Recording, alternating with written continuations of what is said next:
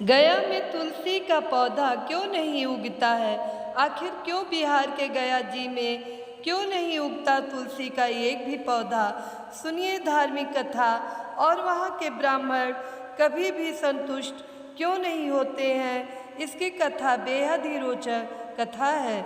सनातन धर्म की मोक्ष स्थली गया जी में विष्णुपद जी की मंदिर है, लेकिन विष्णु जी पर चढ़ने वाला तुलसी का एक भी पौधा वहाँ दिखाई नहीं देगा। पितृपक्ष के दौरान पिंडदान करने गया जी में और अनेकों दूसरी जगह जाते हैं। ऐसा माना जाता है कि मरे हुए व्यक्ति का पिंडदान करने से उसकी आत्मा को शांति मिलती है। यदि सच्चे मन से पितरों की सद्गति की कामना पितृपक्ष में की जाए तो पितृ देवता उससे भी संतुष्ट हो जाते हैं। जैसा कि वायु पुराण में उल्लेखित है कि सीता जी ने श्रद्धापूर्वक बिना किसी सामग्री का प्रयोग कर मात्र रेत द्वारा दशरथ जी का पिंड दान कर उनका आशीर्वाद लिया। कहा जाता है कि गया में 5 वस्तु स्थापित है: कौवा, फल, तुलसी, ब्राह्मण व गाय। यही कारण है कि यहाँ तुलसी का एक भी पौधा उगता नहीं है। महाब्राह्मण अर्थात महापात्र कभी संतुष्ट नहीं होते। फल्गु नदी में कभी पानी नहीं ठहरता। कौवा हमेशा लड़ झगड़ कर ही खा पाते हैं। यह सब बातें सदियों से चली आ रही है, उस परंपरा की है जिसे हम आज भी पूरी मान्यता और विश्वास के साथ ग्रहण करते हैं। आइए सुनते हैं वाल्मीकि रामायण का ये प्रसंग और जानते हैं कि क्या महिलाएं भी कर सकती हैं श्राद्ध। रामायण काल में जब पुत्र वियोग में राजा दशरथ की मृत्यु हो गई थी, तब वनवास पर गए उनके बड़े बेटे भगवान राम और लक्ष्मण की अनुपस्थिति में बहू सीता ने यह पिंडदान की रस्म निभाई थी। वाल्मीकि रामायण में वर्णित घटना के अनुसार वनवास के दौरान भगवान श्री राम, लक्ष्मण और माता सीता पितर पक्ष में श्राद्ध करने के लिए बिहार के गया पहुँचे। वहाँ महाब्राह्मण ने श्री राम और लक्ष्मण को श्राद्ध कर्म के लिए आवश्यक सामग्री जुटाने के लिए कहा। इधर श्री राम और लक्ष्मण नगर की ओर सामान लाने के लिए निकले। उधर माता सीता नदी किनारे बैठी रहीं। इधर दशरथ जी की व्यग्रता बढ़ती जा रही थी। राम और लक्ष्मण नहीं लौटे थे। इसी दौरान भोग से व्याकुल दशरथ ने माता सीता से पिंड की मांग कर दी। सीता माता असमंजस में पड़ गईं। सीता माता ने दशरथ की व्याकुलता को समझते हुए यह निर्णय लिया कि वह स्वयं अपने ससुर दशरथ का पिंडदान करेंगी। उन्होंने फल्गु नदी के साथ साथ बट वृक्ष, कौवा, तुलसी, ब्राह्मण व गाय को साक्षी मानकर स्वर्गीय राजा दशरथ का पिंडदान विधि विधान के साथ किया।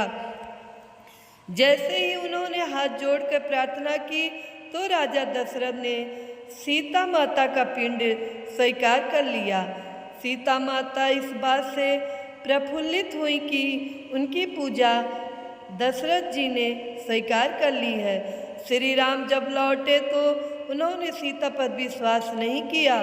वह इस बात को मानने से इनकार कर गए। उन्होंने कहा कि पिंडदान पुत्र के बिना नहीं हो सकता है। इसके बाद सीता माता ने कहा कि वहाँ उपस्थित फल्गु नदी, तुलसी, कौवा, गाय, बट वृक्ष और ब्राह्मण बाधा कर्म की गवाही दे सकते हैं। श्री राम ने जब इन सब से पिंडदान के संबंध में पूछा तो फल्गु नदी, गाय, कौवा, तुलसी और ब्राह्मण पांचों ने झूठ बोल दिया। सबने एक स्वर में गवाही दे दी कि सीता माता ने कोई पिंडदान नहीं किया है। लेकिन बट वृक्ष ने सत्य का साथ दिया। उसने श्री राम से कहा कि सीता माता ने सबको साक्षी मानकर विधि पूर्वक राजा दशरथ का पिंडदान किया है। 5 साक्षी के झूठ बोलने पर सीता माता ने क्रोधित होकर उन्हें आजीवन श्राप दे दिया। फल्गु नदी को श्राप दिया कि वह सिर्फ नाम की नदी रहेगी, उसमें पानी नहीं रहेगा। इसी कारण फल्गु नदी आज भी गया में सूखी है।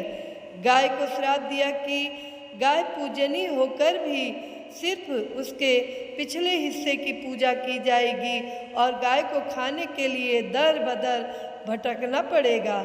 आज भी हिंदू धर्म में गाय के सिर्फ पिछले हिस्से की पूजा की जाती है। सीता माता ने गया के महाब्राह्मण को कभी भी संतुष्ट न होने और कितना भी मिले उसकी दरिद्रता हमेशा बनी रहेगी, ऐसा श्राप दिया।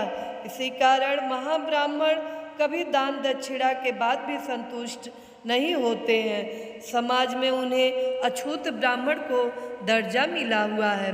सीता माता ने तुलसी को श्राप दिया कि वह कभी भी गया की मिट्टी में नहीं उगेगी।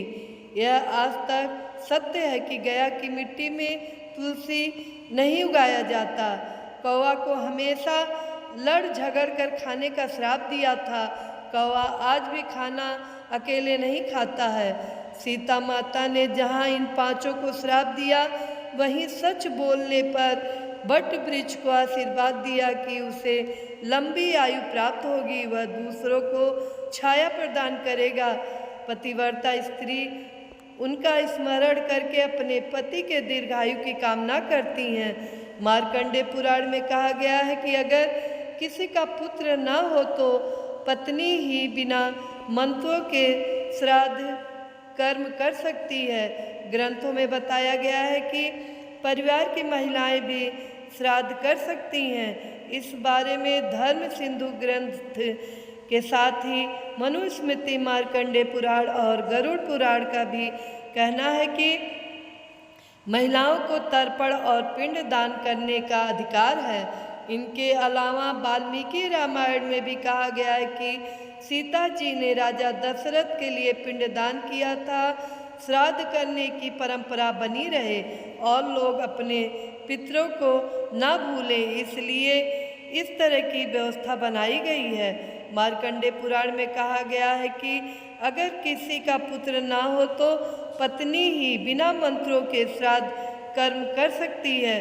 पत्नी ना हो तो कुल के किसी भी व्यक्ति द्वारा श्राद्ध किया जा सकता है। इसके अलावा अन्य ग्रंथों में बताया गया है कि परिवार और कुल में कोई पुरुष ना हो तो सास का पिंडदान बहू भी कर सकती है।